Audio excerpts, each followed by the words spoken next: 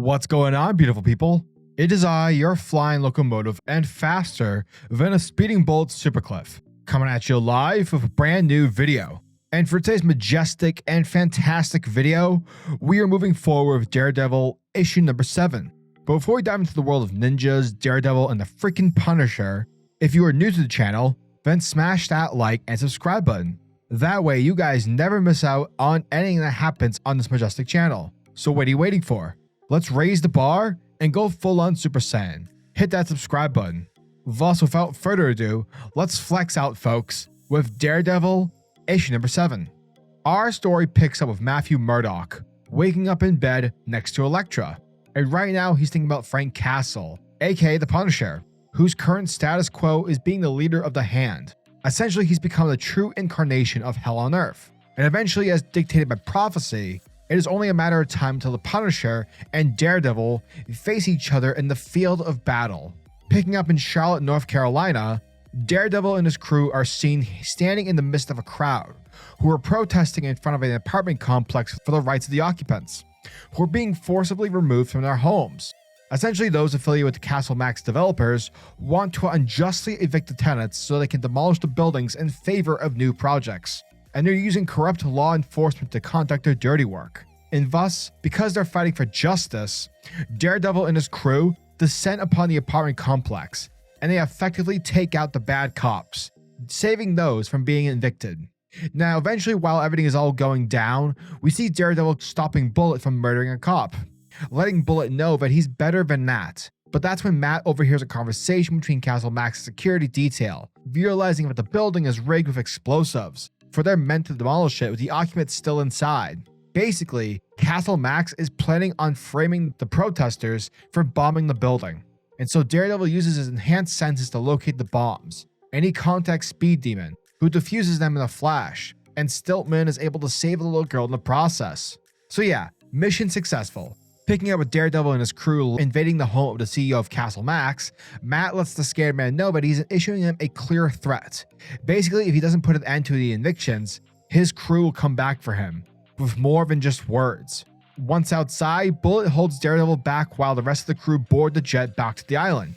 Now it's here where Buck mocks Matt's no violence unless necessary bullcrap, but Daredevil lets Bullet know that sometimes fear is the greatest weapon, and that they need to stop the bad guys from doing more harm. However, Buck sarcastically questions why Matt just doesn't kidnap him, to which he then asks why do only criminals need this rehabilitation process and not the rich bad guys who live in the mansions. But Bullet lets him know that he understands that Daredevil is just trying to do something different to help out the criminals than just, typically throwing them into prison. And so judging from the fact that Matthew managed to convince Bullet not to hurt the cop, perhaps it's working.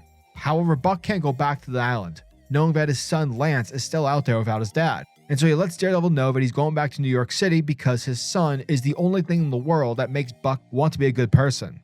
And so with Bullet promising Daredevil that he'll try his best to do what is right, Matt eventually caves in and lets Buck walk away, but not before letting him know that the island will forever be open to him, thus handing him a jewel that Buck could use to contact him if he feels that he's slipping back into darkness. Now, although Matt is aware that this may have been a mistake, he takes solace in the fact that almost all the people that he's brought to the island are happy to be here and have some sort of peace and order without pressures of their old lives and habits. But he couldn't have forced Bullet to walk his path and can only offer him the light to find his own way. Picking back up at Fist's stronghold, Elektra is helping Agony harness its anger while teaching Gemma how to control her symbiotes. Now, once Daredevil and his crew return, Elektra notices that Bullet is missing, to which Matt lets her know that Buck needs to be with his son and that the jewel that he gave him will allow them to keep tabs on him. From there, Elektra takes Matt to Stick, and it's revealed that the Book of Fist has been active in his absence, and it's begun to write itself, revealing that the Fist of the Beast, aka the Punisher, is headed for that island.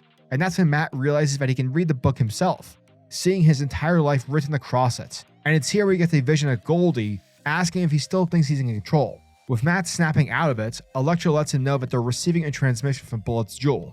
And from there, Buck lets Daredevil know that the Hand has taken his son, and it's all his fault.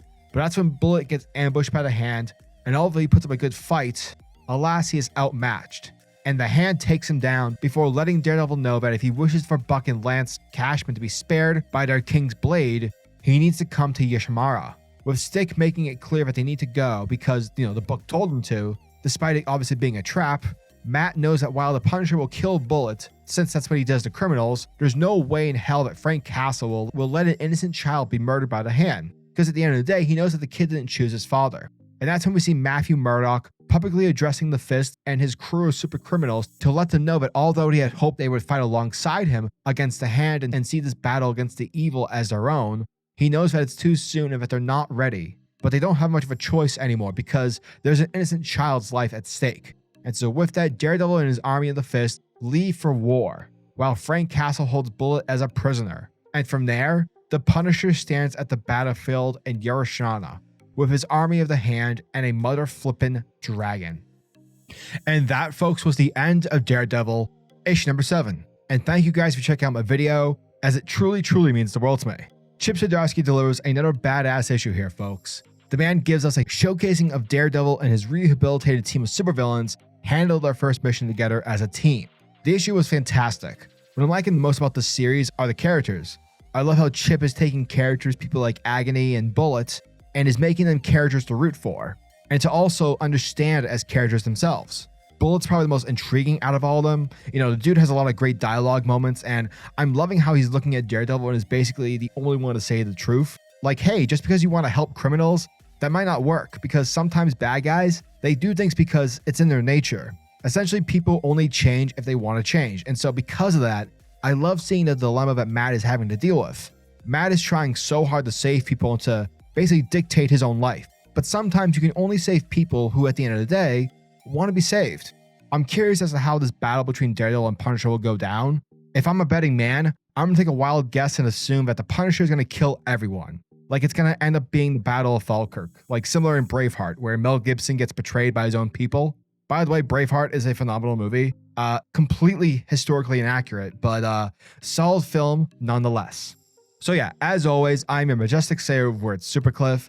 And if you guys are new to the channel, then do me a solid by smashing that like and subscribe button, and also the notification bell so that you'll never miss out on an upload, and so that you'll always be kept up to date with your favorite top tier comics happening in the comic book world. Now tell me, what are your thoughts and opinions on this issue? Are you guys excited for issue number 8? Let me know down in the comment section below. And until the next video, peace. Giggity goo.